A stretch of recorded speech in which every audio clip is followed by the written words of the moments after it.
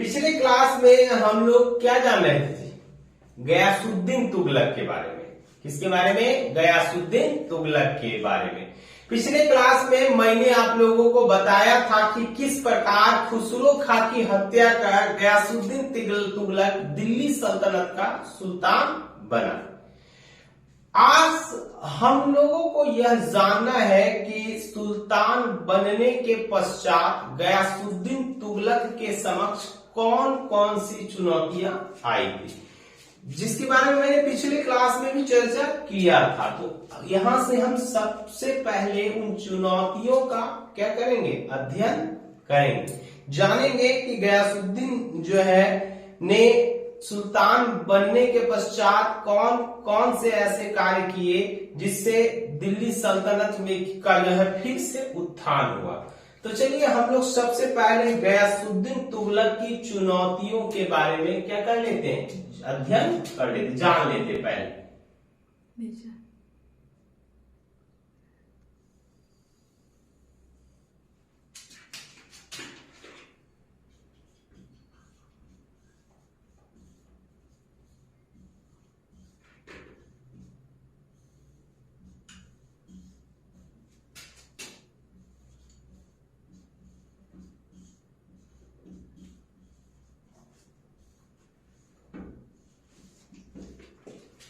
तो गयासुद्दीन के शासक बनने के पश्चात गयासुद्दीन के समक्ष तीन प्रमुख चुनौतियां थी। तो सबसे पहली चुनौती जो उसके समक्ष थी वह थी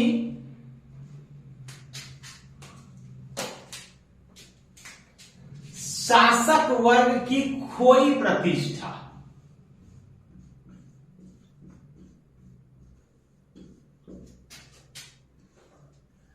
खोई प्रतिष्ठा या गरिमा।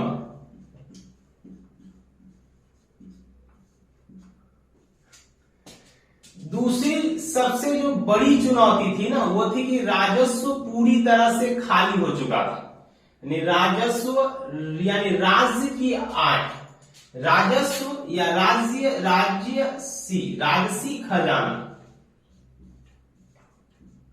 राजसी खजाना का खाली होना।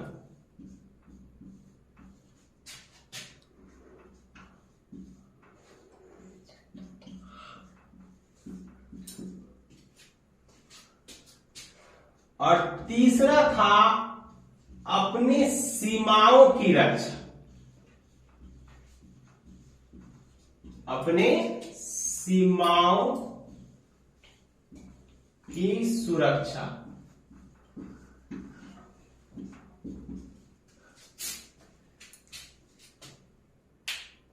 तो सर्वप्रथम गयासुद्दीन के सामने जो सबसे बड़ी समस्या थी वह थी शासक वर्ग की खोई प्रतिष्ठा को प्राप्त करना। आप सभी जानते हैं कि मुबारक शाह खिलजी और खुसरो खां ने ऐसे ऐसे कार्य किए जिसके कारण शासक वर्ग की प्रतिष्ठा पूरी तरह से क्या हो चुकी थी? बर्बाद हो चुकी थी, धूलिसरित हो चुकी थी, यानी मिट्टी में मिल गई ऐसे। तो कहीं ना कहीं गयासुद्दीन तुगलक ने अनेक ऐसे कार्य किए जिसके पश्चात उसने सुल्तान की प्रतिष्ठा को स्थापित करने का काम किया। दूसरा, उसने राजसी खजाना जो खाली हो चुका था, किसके कारण? तो खुसरो खां की नीतियों के कारण। आप सभी जानते हो, मैंने बताया है कि जब खुसरो खां मुबारक शाह खिलजी को मारकर दिल्ली सल्तनत की सत्ता पर बैठा ना, तो उसने सबसे पहले क्या किया? दिल्ली के तमाम अमीरों के बीच अथाह धन का वितरण करवाया। यहां तक कि उस समय के या तत्कालिक जो प्रसिद्ध सूफी संत थे निजामुद्दीन औलिया, उसको भी उन्होंने 5 लाख रुपया दिया। कितना लाख रुपया? 5 लाख रुपया दिया, ताकि निजामुद्दीन औलिया अपने दरगाह में खुसरो खां की क्या करे? प्रशंसा करे। तो जैसे ही गयासुद्दीन तुगलक सत्ता में आया, उसने सर्वप्रथम क्या किया? तो उसने जिन जिन लोगों को यह धन दिया गया उन सभी लोगों से उसने धन प्राप्त करने का प्रयास किया। उसने सबको सरकारी फरमान जारी कर कहा, सरकारी फरमान जारी किया और क्या आदेश दिया कि भाई सब अपना पैसा जो है ना, जो है शाही राजकोष में जल्द से जल्द जमा करा दे। अगर आप ऐसा नहीं करते हो तो आपके लिए मैं कठोर से कठोर दंड की प्रक्रिया से भी गुजरने से नहीं हिचकूंगा। अब निश्चित है कि इस प्रकार की विचारधारा से क्या होंगे, शासक लोग प्रभावित होंगे, जिसके कारण भयभीत होकर लोगों ने क्या किया, राजा का धन, राजसी जो पैसा जो लिया था उन्होंने खुसरो से वो सारा वापस कर दिया। किंतु निजामुद्दीन औलिया ने ऐसा नहीं किया। गयासुद्दीन ने कहा, गुरुदेव आप भी पैसा जमा कीजिए, आप भी तो लिए है ना 5 लाख रुपया। बोला हम ना करेंगे पैसा जमा। बोला काहे? तो बोला हम तो पैसा गरीबों में बांट दिए हैं ना जी। बोला भाई गुरुदेव ये पैसा गरीबों में बांटने का काम राजा महाराजाओं का है, ये आपका नहीं है। क्यों नहीं है? क्योंकि ये पैसा आपका नहीं था, ये पैसा तो पब्लिक से कलेक्ट किया गया था और इस पैसा का यूज यानी उपयोग करने का अधिकार सिर्फ और सिर्फ शासक को, अतः मेरा पैसा लौटाइए। तो इसी बात को लेकर गयासुद्दीन और किसके बीच, निजामुद्दीन औलिया के बीच विवाद छिड़ गया, जो बहुत लंबे समय तक चलता रहा। तो उसके बाद तीसरा, अपने सीमाओं की सुरक्षा करने का प्रयास किया गयासुद्दीन।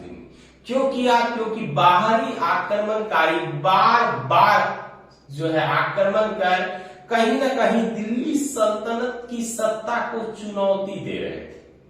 तो इसके आगे अब हम लोग जानते हैं कि इन्होंने कौन कौन से कार्य किए। तो क्या सरकारी फरमान जारी किया था? तो राजस्व में या राजसी खजाना में, राजसी खजाना में धन जमा करना। धन क्या करना? जमा करना।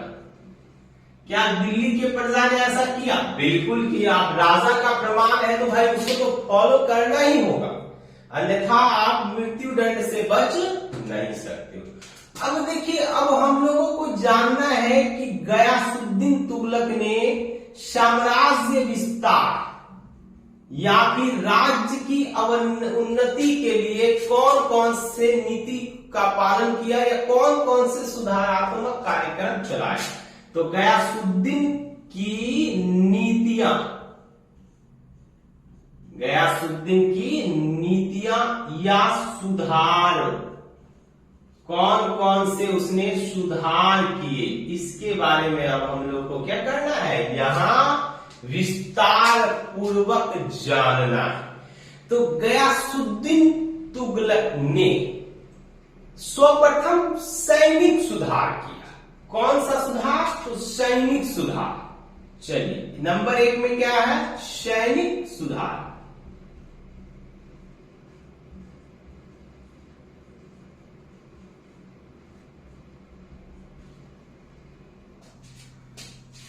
तो सैनिक सुधार के अंतर्गत उसने क्या किया? सैनिक सुधार के अंतर्गत उसने सर्वप्रथम सैनिकों को जो वेतन दिया जाता था, उसमें क्या करते थे, बहुत सारे पदाधिकारी कमीशन खोरी का काम करते थे। सर्वप्रथम ये कमीशन खोरी का काम किसके द्वारा किया जाता था? इक्तादार द्वारा।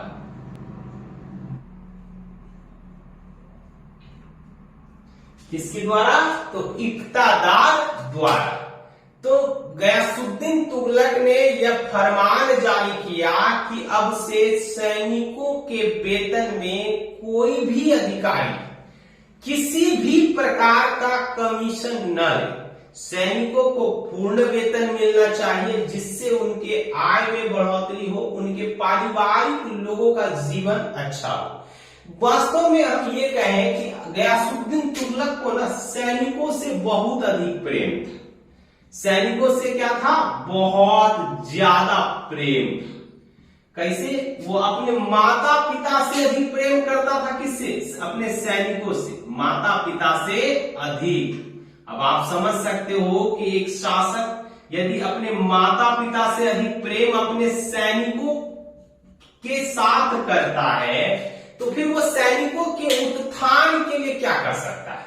तो उसने सर्वप्रथम जो कार्य किए ना, विकासात्मक कार्य, सुधारात्मक कार्य, किसके लिए किए? तो सैनिकों के लिए। उसने अनेक पदाधिकारी नियुक्त करवाया। उसके बाद उसने रजिस्टर प्रथा का प्रारंभ किया।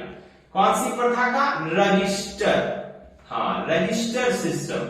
क्या था ये रजिस्टर सिस्टम? तो रजिस्टर में सैनिकों के नाम लिखे गए, उससे हस्ताक्षर करवाए गए, उनसे पता चला कि उनको प्रतिमाह कितना वेतन प्राप्त होता है, क्या इसमें किसी प्रकार की हेराफेरी भी की जाती है। इन सभी बातों की जानकारी कहां से मिल जाती थी गयासुद्दीन तुगलक को? रजिस्टर सिस्टम से, है ना। अब गयासुद्दीन तुगलक के द्वारा दूसरा जो सबसे महत्वपूर्ण सुधार किया गया है, जो नीति अपनाई गई, वह थी यातायात एवं संचार व्यवस्था को मजबूत करने में। आप सभी जानते हो किसी भी राष्ट्र के विकास में यातायात एवं संचार व्यवस्था या डाक प्रणाली का क्या होता है? विशेष योगदान होता है। तो अलाउद्दीन ने क्या किया? सबसे पहले पॉइंट लिख लेते हैं। दूसरा सुधार क्या था उसका? यातायात, यातायात एवं डाक व्यवस्था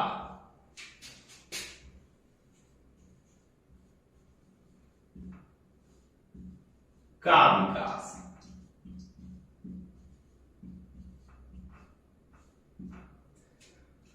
यातायात एवं डाक व्यवस्था का विकास। तो उसने सर्वप्रथम क्या किया? उसने सर्वप्रथम सड़कें बनवाई ताकि आसानी से लोगों का आवागमन हो सके। व्यापार को भी इससे प्रोत्साहन मिला। नॉर्मल सी बात है, सड़क किसके उत्थान में सबसे बड़ा रोल प्ले करते हैं? सबसे ज्यादा विकास किसको होगा? व्यापार वाणिज्य को। तो सड़कों के विकास ने व्यापार वाणिज्य के मार्ग को क्या दिया? बढ़ावा दिया। उसके साथ साथ उन्होंने क्या किया? तो डाक व्यवस्था स्थापित की। आप याद रखिएगा, दिल्ली सल्तनत में व्यवस्थित डाक व्यवस्था को स्थापित करने का श्रेय तुगलक शासकों को ही जाता है। सर्वप्रथम इसने क्या किया? प्रत्येक 2/3 मील की दूरी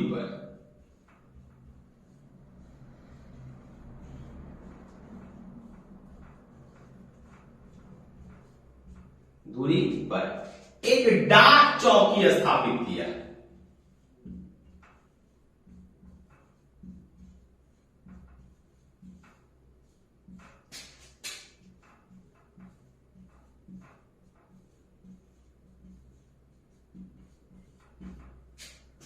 पोस्ट ऑफिस क्या किया? स्थापित करवाया।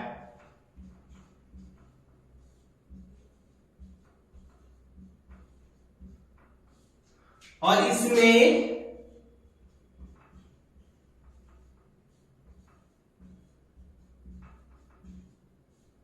हर कारो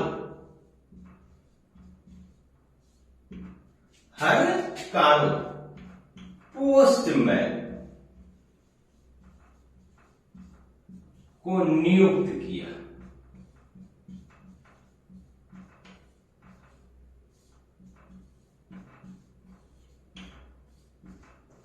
पोस्टमैन को क्या किया? नियुक्त किया। ये जो गयासुद्दीन तुगलक की समय की डाक व्यवस्था है ना, ये बहुत सुपर डाक व्यवस्था थी बाबू। और यह डाक व्यवस्था किसके लिए थी? तो सिर्फ और सिर्फ शाही परिवार के, या तो राजा के लिए या फिर किनके लिए? तो शाही परिवार के जो सदस्य होते थे ना, उन्हीं के लिए यह स्थापित किया गया था। आप खड़े हो जाइए। आप बताइए कि गयासुद्दीन तुगलक किसको मारकर दिल्ली सल्तनत की गद्दी पर बैठा था? किसे मारकर? खुसरो खां। खुसरो खां किसको मार के बना था? मुबारक साकिब जी, बहुत अच्छा, वेरी गुड। सिट डाउन, बैठ जाइए। तो क्या किया, उस समय की जो डाक व्यवस्था थी वो बहुत फास्ट डाक व्यवस्था थी, है ना। इसी डाक व्यवस्था के तहत बड़े बड़े अपराधियों को खटिया पे बांध के, खटिया खटिया में चारपाई, है ना, चौकी, हाँ चौकी भी बोल सकते हैं, बेड, उसी पे बांध कर क्या किया जाता था, बड़े बड़े अपराधियों को दिल्ली पहुंचाया जाता था। इसके पश्चात गयासुद्दीन तुगलक की जो तीसरी सबसे बड़ी नीति थी ना, वो थी लोक कल्याण। किसकी? लोक कल्याण।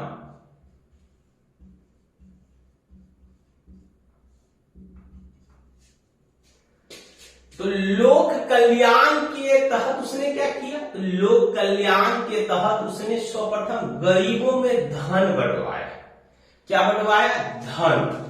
जो गरीब लोग थे, जो जरूरतमंद लोग थे, उनको भोजन, वस्त्र, धन इत्यादि उसने क्या करवाया, उपलब्ध करवाया। उसके पश्चात जो खिलजी कन्याएं थी, अब हम सभी जानते हैं कि खिलजी वंश में पुरुषों का लगभग क्या हो चुका था, अंत हो चुका था।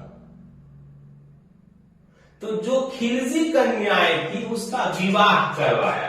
किसने करवाया? सबसे तो गयासुद्दीन तुगलक ने सबसे पहला काम इसने क्या किया, तो गरीबों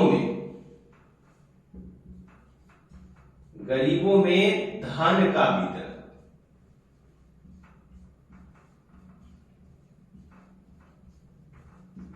दूसरा, अपने धन से खिलजी कन्याओं का विवाह। किसी शासक ने ऐसा किया जी?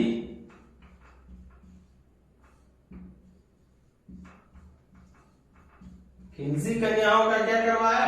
विवाह करवाया। वाह, मानना। तो ये सारे सुधारात्मक कार्य थे किसके? तो गयासुद्दीन तुगलक के।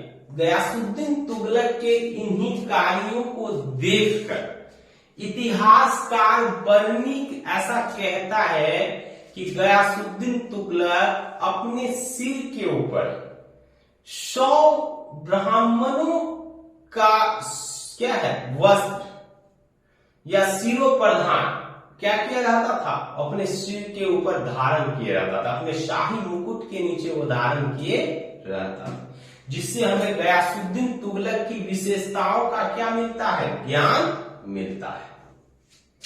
इसके पश्चात उसने जो सबसे महत्वपूर्ण कार्य किया वो था जो है आर्थिक नीति।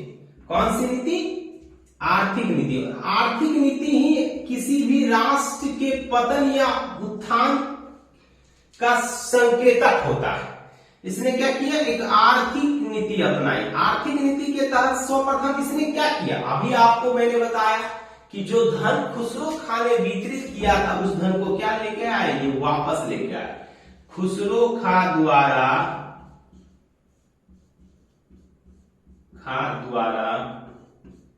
वितरित धन क्या लाया इन्होंने, वापस लाया। क्या निजामुद्दीन औलिया ने वापस किया? तो नहीं किया, वापस लाया, आया हो गया, वापस लाया, है ना। दूसरा, इसने भू राजस्व को बढ़ाने का प्रयास किया। भूमि से जो आमदनी होती है ना, इस आमदनी को इसने बढ़ाने का क्या किया, हर संभव प्रयास किया। भू राजस्व बढ़ाने के लिए इन्होंने क्या किया होगा, लगान की दर ऊंची कर दी होगी। कर नहीं, इसने लगान की दर ऊंची नहीं की, इसने लगान की दर कितना निर्धारित किया था, 1/3 हिस्सा या 1/5 हिस्सा, यानी 1/, इसने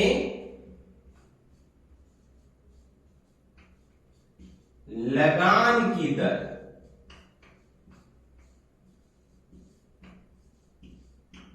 1/3 से 1/5 भाग तक रखा। अन्य शासकों की तुलना में यह कम था, क्योंकि अलाउद्दीन खिलजी के बारे में मैंने आप लोगों को बताया। अलाउद्दीन खिलजी किसानों से 1/2 यानी 50% हिस्सा जो है लगान के रूप में वसूल करता था। और गयासुद्दीन तुगलक ने अपने सभी सरकारी अधिकारियों को यह आदेश भी दिया कि प्रति वर्ष लगान की दर में 1/10% से या 1/10 हिस्सा से अधिक की वृद्धि नहीं की जाए। इससे किसान खेतों की ओर लौटे और उनके दैनिक जीवन में क्या आया, परिवर्तन आया। ये स्पष्ट कहता था कि अगर हमें राज्य की आय बढ़ानी है तो हमें राज्य में संपदाओं का विकास करने पर ध्यान देना चाहिए, न कि लगान की राशि को बढ़ाने